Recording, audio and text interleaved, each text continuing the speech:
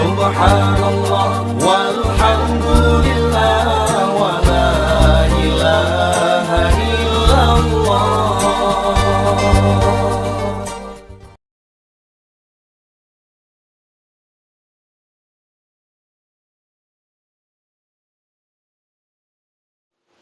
فقال الله تعالى في القرآن الكريم في سورة البقرة: بسم الله الرحمن الرحيم إلا الذين تابوا وأصلحوا وبينوا فأولئك أتوب عليهم وأنا التواب الرحيم. وقال النبي في الحديث: الطائب من الذنب كمن لا ذنب له. صدق الله العظيم وصدق النبي رسوله الكريم ونحن على ذلك من الشاهد والشاكر. إلهي أنت مقصودي ورضاك مطلوبي أعطني محبتك wa ma'rifatak. Jamaah sidang solat subuh sekeyakinan seakidah yang kami muliakan, marilah di awal perjumpaan kita pada pagi yang berbahagia ini senantiasa kita memuja dan memuji Allah empunya alam semesta, Allah yang telah menghidupkan kita dalam bulan suci Sya'ban. Semoga Allah pula lah yang akan menyampaikan kita dalam bulan suci Ramadan nantinya, sebagaimana dalam doa yang telah dilantunkan oleh imam tadinya. Selawat dan salam keharibaan baginda Rasulullah sallallahu alaihi wasallam, seorang nabi yang dipilih oleh Allah. Beliau beribadah tanpa mengenal ruang dan waktu, baik itu dalam bulan suci Rajab, dalam bulan suci Sya'ban, bahkan dalam bulan suci Ramadan nantinya. Nabi pula adalah pribadi yang senantiasa, kalau kita kalkulasi, beliau tidak pernah mengerjakan kesalahan, namun beliau merupakan pribadi yang senantiasa beristighfar, taubat dan meminta ampunan.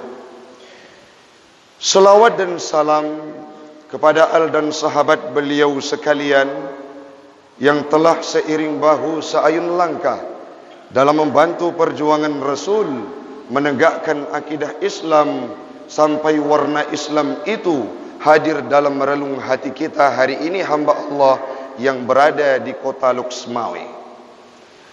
Yang kita hormati Imam Syekh Masjid, guru kita bersama, panitia pembangunan, pengurus masjid, jamaah, GPS, sekeyakinan seakidah yang kami muliakan. Ya Rabb, pada subuh ini kami meminta dalam waktu yang paling hening dan Engkau ijabah doa, kumpulkan kami seperti subuh ini ya Rabb dalam surgamu kelak di yaumil qiyamah, yakni surga Firdaus bersama baginda Rasul Nabi Muhammad sallallahu alaihi wasallam. Amin. Amin ya rabbal alamin. Hamba Allah, jamaah sekeyakinan seakidah yang kami muliakan, dalam sebuah hadis Rasulullah pernah berpesan. Hadis itu pula pernah saya baca dalam kitab Daqaiqul Akhbar, di mana Rasul berpesan kepada kita, as-sanatu kulluha sammun qatil, kata Rasul. Setahun yang kita lewati, setahun yang kita lalui, sammun qatil, kata Rasul, racun pembunuh dalam kehidupan. Setahun yang lalu hamba Allah yang mana kita telah hidup di dalamnya, setahun yang lalu hamba Allah di mana kita telah menghabiskan waktu di dalamnya, Setahun itu kata Rasul, sammun qatil, racun pembunuh dalam kehidupan. Kalau kita analisa hamba Allah, wajar Rasul berpesan demikian, dikarenakan tidak ada satu manusia pun sampai hari ini illal Muhammad, kecuali Nabi Muhammad, yang mampu mengproklamir dirinya bahwa tidak pernah mengerjakan kesalahan selama ia hidup 1 tahun sebelumnya. Setahun yang lalu hamba Allah, kita sering melakukan kemaksiatan. Setahun yang lalu hamba Allah, kadangkala sujud kita jarang. Setahun yang lalu hamba Allah, Al-Quran tidak pernah kita baca. Setahun yang lalu hamba Allah, kadangkala kita murka kepada orang tua. Setahun yang lalu hamba Allah, tidak ada manusia yang mampu menjamin bahwa saya suci, tidak pernah melakukan kemaksiatan. Maka wajar Rasul menyampaikan dalam sebuah hadisnya, as-sanatu kulluha sammun qatil. Setahun yang lalu adalah racun dalam kehidupan kita. Salah seorang sahabat bertanya kepada Rasul, "Ya Rasulullah, kalau setiap yang namanya racun ada penawar yang diberikan oleh Allah, lantas apa penawar untuk setahun 11 bulan yang telah kita lewati sebelumnya?" Rasul menjawab, hamba Allah, syahrul Ramadan tariyakuha. Ramadan merupakan penawar untuk 11 bulan, setahun yang kita hidup di dalamnya. Bahagia kita hari ini hamba Allah yang masih diberikan peluang umur oleh Allah untuk bisa mencicipi indahnya bulan suci Sya'ban, untuk bisa beribadah, untuk bisa melakukan persiapan, untuk bisa memantapkan diri menyambut datangnya bulan suci Ramadan. Tapi coba kita lihat hamba Allah, kawan kita, kerabat kita, tetangga kita, orang-orang yang pernah kita kenal kadangkala, yang dulunya pernah hidup dalam bulan suci Ramadan, tahun lalu, hari ini belum sampai Ramadan itu tiba, dipanggil oleh Allah kembali ke hadiratnya. Bahkan secara bertubi-tubi, berenten dan beruntun, sangat banyak kita dengarkan berita bahwa penduduk di Luxmawe menghembuskan nafas terakhir dalam bulan suci Sya'ban. Artinya apa? Tidak ada lagi peluang kepada mereka untuk bisa hidup dalam bulan suci Ramadan, bahkan untuk memantapkan diri bertaubat atas kesalahan yang pernah ia lakukan setahun sebelumnya.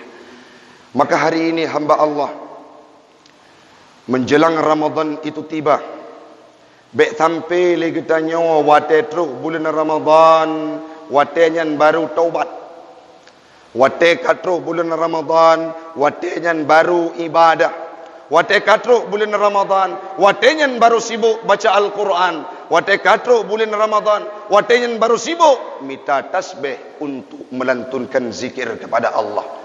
Sebelumnya kita alpa, sebelumnya kita nista, sebelumnya kita kadangkala murka terhadap perintah-perintah Allah. Maka hari ini hamba Allah di subuh yang mulia ini, mari kita kembali ke jalan Allah untuk taubat kepada Allah sebelum Ramadan itu tiba dalam kehidupan kita. Rasulullah dalam sebuah hadis yang diriwayatkan oleh Imam Bukhari, beliau pernah menyampaikan, walillahi inni la astaghfirullah wa atubu ilaihi fil yaumi aktsara min 70 marrah. Rasulullah dalam sehari penuh, beliau tidak pernah melupakan mengucapkan istighfar, minta ampun kepada Allah lebih banyak dari jumlah 70 kali. Coba kita analisa hamba Allah, siapa Rasulullah? Orang yang dikategorikan oleh Allah adalah hamba umatnya, Nabi yang maksum, tidak pernah melakukan kejahatan. Beliau dengan segala kerendahan hati setiap harinya mengucap istighfar, meminta ampun dan bertaubat kepada Allah lebih banyak daripada 70 kali. Kita hari ini yang bergelimang dengan maksiat, kalau kita kalkulasi dalam catatan kehidupan kita, kadangkala amalan kebaikan dibandingkan dengan kejahatan sangat menumpuk amalan kejahatan yang kita lakukan dibandingkan kemaksiatan, dibandingkan kebaikan. Namun hari ini kita termasuk orang sungkan yang mengucap istighfar. Jangankan di waktu yang lain, usai solat kadangkala tidak pernah hamba Allah. Nabi pribadi yang sudah dijamin surga, bahkan tidak akan dimasukkan ke dalam surga orang yang lain sebelum beliau masuk dalam surga. Namun dengan segala kerendahan hati, beliau bertaubat dan meminta ampun kepada Allah setiap harinya lebih daripada 70 kali. Tengku nyo long orang yang cukup le dosa, umur long 70 tahun, umur long 50 tahun, umur long 40 tahun. Selama hidup saya tidak pernah saya kenal dengan masjid. Selama hidup saya Al-Quran tidak pernah saya baca. Selama hidup saya zikir saya jarang. Akankah taubat saya itu diterima oleh Allah? Bila kita datang kepada Allah untuk meminta ampunan kepadanya, maka kita akan dikabulkan taubat kita oleh Allah Subhanahu wa ta'ala. Pernah kami baca dalam tafsir Ibnu Katsir. Di sana dijelaskan bahwa dalam kitab Sahihain, kitab syarah Muslim dan syarah Bukhari, dijelaskan bahwa sebuah cerita menyangkut dengan ayat Al-Quran surah An-Nisa ayat 100. Ada cerita di dalamnya terpampang jelas. Apa ceritanya? Pada masa Nabi Allah Musa terdapat seorang laki-laki yang kekar tubuhnya, yang sudah membunuh 99 orang yang tidak berdosa dibunuh olehnya. Dia pergi untuk bertanya, ibu dah temannya yang Mbak Hidra orang yang alim, katakanlah orang-orang yang memahami agama. Dia tanyakan, akankah saya diampunkan dosa oleh Allah yang sudah membunuh 99 pemuda, orang-orang yang tidak berdosa? Dijawab oleh orang alim yang pertama, engkau adalah orang yang murka, taubatmu tidak akan diterima. Karena mendengar kalimat tersebut, ditebas kepalanya, akhirnya lengkap dan sempurna 100 orang yang ia penggal kepalanya dibunuh. Saat itu dia kembali mencari petuah. Watenya ibu do ijak bak ulama yang lain. Tiba-tiba dia berjumpa dengan orang yang alim di suatu tempat. Dia tanyakan, akankah saya diampunkan dosa oleh Allah yang sudah membunuh manusia kurang lebih tepatnya 100 jumlah orang? Akankah saya diterima taubat oleh Allah? Disampaikan oleh ulama tersebut, siapapun yang datang ke hadapan Allah untuk bertaubat dengan sebenar-benarnya akan diterima dan diampunkan segala dosanya. Akhirnya pemuda tersebut berangkat untuk mencari ilmu pengetahuan agama dan bertaubat kepada Allah di tempat yang jauh dari tempat yang ia membunuh dulunya. Kenapa? Karena di tempat tersebut tidak menunjang dirinya untuk bertobat kepada Allah karena kemungkaran yang luar biasa. Akeji urung si ilun, watenya diberangkat. Setiba di perjalanan, kurang lebih di tengah perjalanan, malaikat pencabut nyawa berjumpa dengannya, alias kembali ke hadirat Allah. Belum sempat dia tiba ke majelis ilmu. Malaikat berselisih paham di antara malaikat yang satu dengan malaikat yang lainnya. Apakah ini termasuk dalam kategori hamba yang diterima taubat oleh Allah? Malaikat yang lain mengemukakan tidak, yang satunya mengemukakan iya. Akhirnya diambil kesimpulan, coba kita ukur perjalanannya lebih jauh yang mana dibandingkan tempat ia tinggal dan tempat yang akan ia tuju untuk bertaubat. Watele uko dan hitung le para malaikat, akhirnya lebih saboh hasta untuk tempat ia menuju ke tempat bertaubatnya. Akhirnya dia menjadi orang yang diterima taubat dan dimasukkan dalam surga oleh Allah. Artinya apa hamba Allah?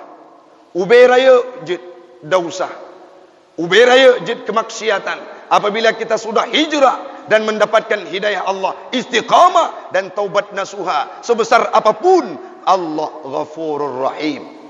Allah adalah Maha yang menerima taubat. Sebagaimana dalam firman-Nya, illa alladhina tabu wa aslahu wa bayyanu fa ulaika atubu alaihim wa ana at-tawwabur rahim. Ayat tersebut dijelaskan bahawa sebelumnya ada hamba-hamba umat-umat sebelumnya yang menyembunyikan ayat-ayat Allah. Allah menegaskan illa alladhina tabu wa aslahu wa bayyanu fa ulaika atubu alaihim. Orang-orang yang datang kepada Allah untuk bertaubat akan diterima taubatnya. Kenapa? Karena Allah adalah Maha penerima taubat. Urangnya urang Syi'lun, Ramadan hanya tinggal kurang lebih 30 ura tu. Baik sampai waktu tu Ramadan, lagi tanya baru tamita Al-Quran. Baik sampai waktu tu Ramadan, lagi tanya baru sadar ho kiblat. Baik sampai waktu tu Ramadan, waktunya baru kuno saf di masjid. Realita yang kita dapatkan hamba Allah. Pertama Ramadan, malam pertama sampai ke 10, orang berduyun-duyun untuk beribadah di masjid. Tetapi saat menjelang akhir Ramadan, gugur satu demi satu orang-orang meninggalkan masjid. Kenapa? Karena orang-orang tersebut adalah pribadi yang hanya taubat dan ibadah dalam bulan suci Ramadan. Dalam tafsir Al-Qurtubi dijelaskan pula makna dari ayat tadi, sebuah kalimat yang indah. Hana gekira kepada orang yang taubat apabila hatta yadhhar minhu fis sani khilaf. Artinya apa? Baru gekira orang taubat kan pegah-pegah mantap qaulun qail tubtu, saya adalah orang yang taubat. Long takun ba urang taubat. Long urang yang kataubat, long urang yang hampa buat le dosa. Cuma kita sampaikan, namun dalam realita kehidupan kita tidak didapatkan oleh orang-orang yang berada di sekeliling kita. Pemakna dengku hana perubahan urang Syi'lun. Barau mungkin takun kegop. Urangnya ada pegah ada taubat tapi buat menteng sama, itu tidak termasuk dalam kategori taubat. Demikian yang disampaikan oleh Imam Al-Qurtubi. Orang yang maksiat gekira ketaubat apabila ketinggalkan kemaksiatan. Orang yang murtad disampaikan oleh Imam Al-Qurtubi, gekira kepada orang yang taubat, orang yang kembali lagi dalam Islam. Orang yang pernah menyembah yang bukan Tuhan, yang menyembah Lata dan Uzza, gekira kepada orang taubat apabila meninggalkan hal tersebut dan berada dalam kondisi yang berbeda, yang lebih baik. Nah nadab, nah cita-cita dalam pribadi kita nyaw hanle kembali kepada dosa sebelumnya, itulah yang disebut dengan taubatan nasuha. Baik lagi taubat orang pun kena penikah anak, tiura kena penikah anak baru di masjid. Baik lagi taubat orang-orang yang jid ke wali nikah. Baik lagi taubat orang-orang yang akan dipakai sebagai saksi. Tetapi taubatlah karena kita merengkuh dan ingin dijadikan sebagai hamba yang abdan syakura. Urang Syi'lun bacut ulun pegah di dalam tafsir Ibnu Katsir juga dijelaskan menyangkut dengan ayat tersebut. Hadza dilalatun anna ad-da'iyah ila kafrin wa bid'ah.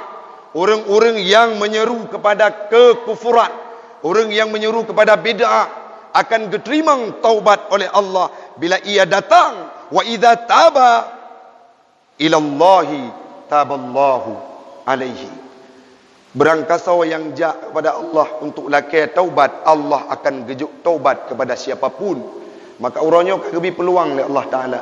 Dalam bulan suci Sya'ban, di Nabi jamun tingkatkan ibadah luar biasa. Lagi tanya orangnya kana umu dan mantang sihat urang Syi'lun, mari kita prepare diri, kita persiapkan diri untuk menyambut bulan suci Ramadan, sehingga kita saat sudah datang bulan suci Ramadan bukan menjadi orang yang masih mempersiapkan diri untuk bertaubat dalam bulan suci Ramadan, namun kita sudah menjadi pribadi yang bersih, yang taubat, yang sudah diterima taubat oleh Allah dalam bulan Ramadan, tinggal beribadah kepadanya dan istiqamah di dalam agamanya. Semoga kajian ini, tausiah ini menjadi manfaat bagi pribadi saya dan umumnya kepada jamaah sekalian. Mari saban sari urang Syi'lun, hamba Allah, adun lun, adolun, kakak lun, lagi tanya saban sari untuk terperbaiki diri. Han mungkin long pernah dosa, drone pernah dausa, katanya Bandung pernah dausa si con yang kau likut. Nyo karap truk bulan Ramadan. Kubah Bandung hal-hal yang nista kembali ke jalan Allah dan merengkuh nikmatnya. Amin. Amin ya rabbal alamin. Hanya ini yang dapat ulun tuan sampaikan. Lebih dan kurang ulun tuan laki maaf. Semoga di lain waktu kita akan berjumpa kembali dan kunjungilah Masjid Al-Hikmah Cunda Sabtu depan dikarenakan GPS spesial. Mari kita takbir dan berselawat di akhir perjumpaan ini. Sallallahu wasallama ala nabi sayyidina Muhammadin wa sahbihi ajma'ina. Sallallahu wasallam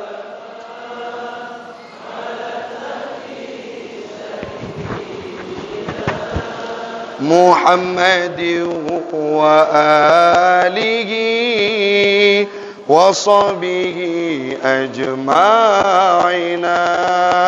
Sallallahu wasallama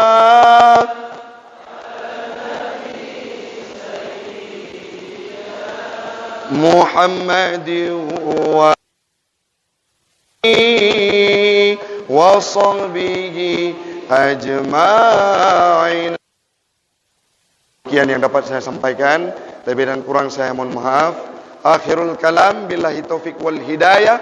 Assalamualaikum warahmatullahi wabarakatuh.